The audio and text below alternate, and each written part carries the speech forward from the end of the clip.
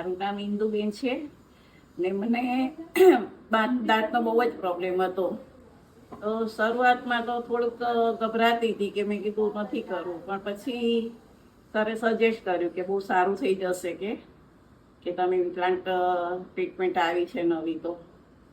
તો મેં તાત્કાલિક નિર્ણય લઈ લીધો અને બહુ સારો મને રહ્યું કે 5-6 વર્ષ પહેલાં મેં કરાવી ટ્રીટમેન્ટ અને હજી સુધી કોઈ જ વાંધો નથી આવ્યો મને.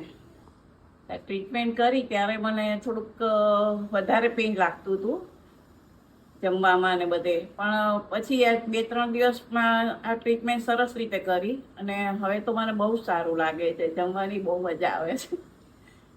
કઈ કઈ વસ્તુ ખાઈ શકો છો તમે આપણે ટ્રીટમેન્ટ કર્યા બાદ? આના પર અત્યારે તો મેં સિંગદાણા પણ ખાઈ લીધા છે, ભાખરી ખાઈ લીધી છે અને ઘણું બધું પેલા ટોસ બિસ્કીટ આવે કડક તો પણ ખાઉં છું.